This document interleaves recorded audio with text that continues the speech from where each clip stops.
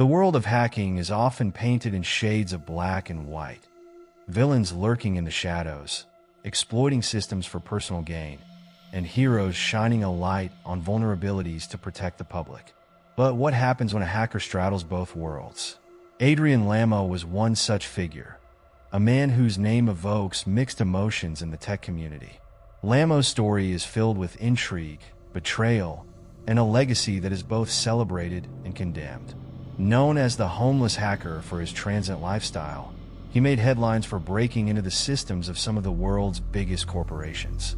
Yet, it wasn't his hacking that cemented his place in history. It was his role in the Chelsea Manning case, where he became both a whistleblower and a pariah. But who was Adrian Lamo?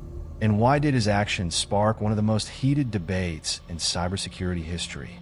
In this video, we'll dive deep into his life, his hacks, and the decision that would forever change his legacy. Adrian Lamo was born on February 20th, 1981, in Malden, Massachusetts.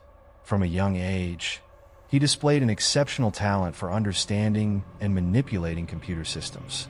His family moved frequently, and Lamo found solace in the virtual world, where he could escape the instability of his upbringing. By the time he was a teenager, Lamo had become proficient in hacking, teaching himself the ins and outs of cybersecurity. Unlike many of his contemporaries, he didn't seek financial gain or malicious destruction. Instead, he was driven by curiosity and a desire to expose weaknesses in systems he believed should be secure. Lamo's hacking exploits began to gain attention in the early 2000s. What set him apart was his method. After breaching a system, he would often inform the company of the vulnerability and offer advice on how to fix it. This earned him both praise and scorn. Some viewed him as a white-hat hacker, helping organizations improve their security. Others saw him as a nuisance, a self-appointed watchdog with no authority. Lamo's name first entered the public sphere in 2002 when he infiltrated the internal systems of the New York Times. He accessed their databases, added his name to their list of expert sources, and even used their LexisNexis account to conduct research. His actions, while not overtly destructive, were highly illegal and brought significant attention to the vulnerabilities within the Times network. Around the same time, Lamo also breached systems at Microsoft, Yahoo, and AOL, exposing critical flaws in their security protocols. These hacks cemented his reputation as one of the most talented and audacious hackers of his time. But Lamo's exploits came at a cost. In 2003, the FBI tracked him down and arrested him in California. He was charged with computer fraud and sentenced to 6 months of home detention, 2 years of probation, and ordered to pay $65,000 in restitution. His hacking days were effectively over, but his story was far from finished. In 2010, Adrian Lamo found himself thrust into the spotlight once again, this time not as a hacker, but as a whistleblower. The case began when Chelsea Manning, a U.S. Army intelligence analyst, reached out to Lamo through an encrypted chat platform. Manning confided in Lamo, revealing that she had leaked hundreds of thousands of classified military documents and diplomatic cables to WikiLeaks. These documents, which included sensitive information about U.S. military operations and foreign relations, would later become known as the Iraq War Logs and Afghan War Diary. Lamo faced a moral quandary. On one hand, he sympathized with Manning's desire to expose what she perceived as government wrongdoing. On the other hand, he believed that the leaked documents could jeopardize national security and endanger lives. After much deliberation, Lamo made the controversial decision to report Manning's actions to federal authorities. This decision led to Manning's arrest and subsequent conviction. She was sentenced to 35 years in prison, though her sentence was later commuted to 7 years by President Barack Obama in 2017.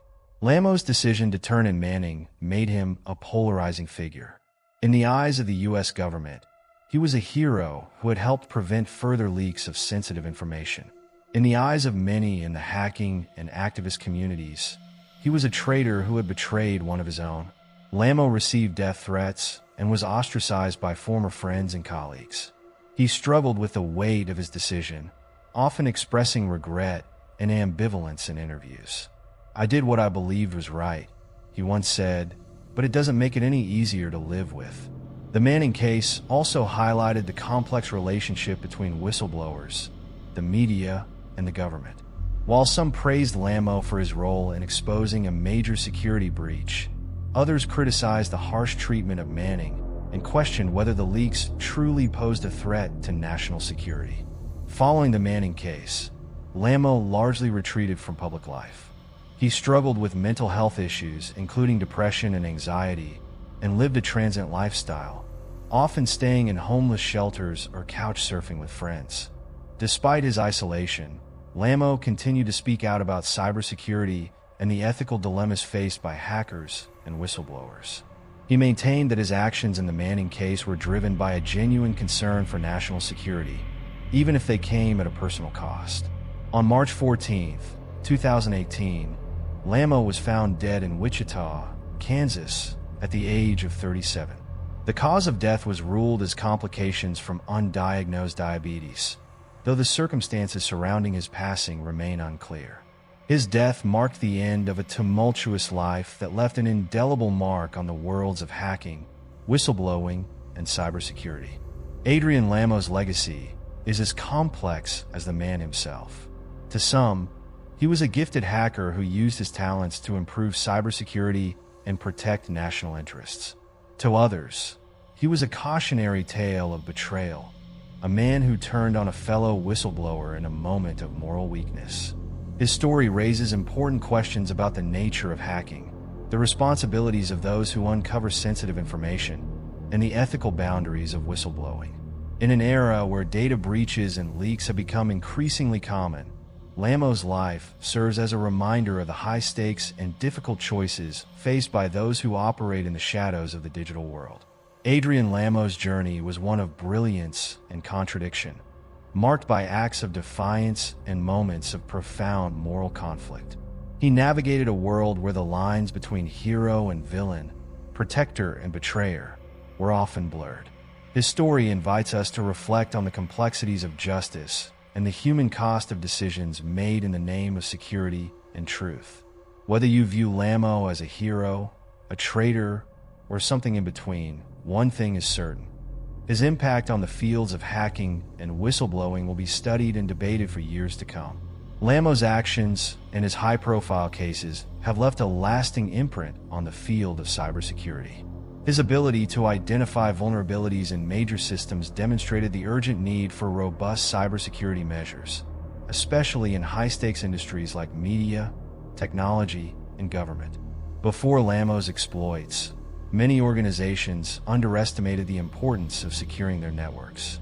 His breaches of the New York Times, Microsoft, and Yahoo serve as wake-up calls, pushing companies to invest in better security infrastructure and implement stricter protocols.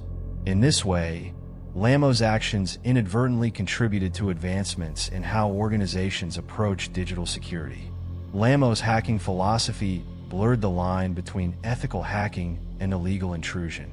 His supporters argue that his hacks exposed critical flaws, forcing companies to fix vulnerabilities they might otherwise have ignored. However, critics point out that his methods often involved unauthorized access, violating privacy, and potentially causing harm. This dichotomy places Lamo in a complex category, neither a traditional criminal hacker nor a purely altruistic one. His case underscores the ongoing debate about the role of hackers in society. Should they be punished for exposing weaknesses, or should their actions be seen as a public service? The Chelsea Manning case further complicates Lamo's legacy.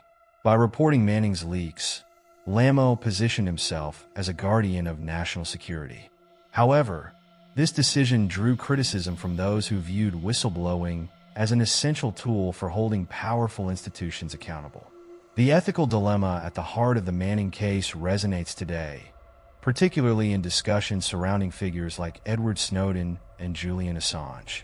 These individuals, like Lamo, operate in morally ambiguous territory, where the pursuit of truth and justice often collides with legal and ethical boundaries. In interviews after the Manning case, Lamo often spoke about the burden of his decision. He expressed empathy for Manning, acknowledging the courage it took to leak classified information. At the same time, he remained firm in his belief that reporting her was the right choice. This internal conflict is one of the most compelling aspects of Lamo's story. It reveals a man deeply aware of the consequences of his actions, torn between his sense of duty and the personal cost of his decisions. Adrian Lamo's death in 2018 marked the end of a life filled with controversy and intrigue. While the official cause was complications from undiagnosed diabetes, some have speculated about the circumstances surrounding his death. Lamo's reclusive lifestyle and history of mental health struggles only add to the mystery. His passing left many questions unanswered. Did Lamo fully understand the impact of his actions? How did he reconcile his role as both a hacker and a whistleblower? And what lessons can we learn from his life about the responsibilities that come with uncovering the truth? Adrian Lamo's story is not easily categorized. He was a hacker who exposed vulnerabilities, a whistleblower who prioritized national security, and a man whose decisions sparked fierce debate. His life serves as a testament to the complexities of the digital age, where the pursuit of truth and justice often comes at a high personal cost. In a world increasingly shaped by data breaches and information leaks, Lamo's experiences offer valuable insights. They challenge us to consider the ethical responsibilities of those who hold sensitive information and the societal implications of their actions. Whether you see Adrian Lamo as a hero, a villain, or something in between, his story is a powerful reminder of the complexities of our interconnected world. His legacy continues to influence discussions about cybersecurity, whistleblowing, and the evolving role of hackers in society. Adrian Lamo's journey was one of contradictions and moral ambiguity. From his early days as a prodigious hacker to his role in one of the most significant whistleblowing cases of our time, Lamo navigated a world where the lines between right and wrong were often blurred. His story invites us to reflect on the ethical dilemmas faced by those who operate in the shadows of the digital realm. It challenges us to think critically about the balance between security, privacy, and accountability.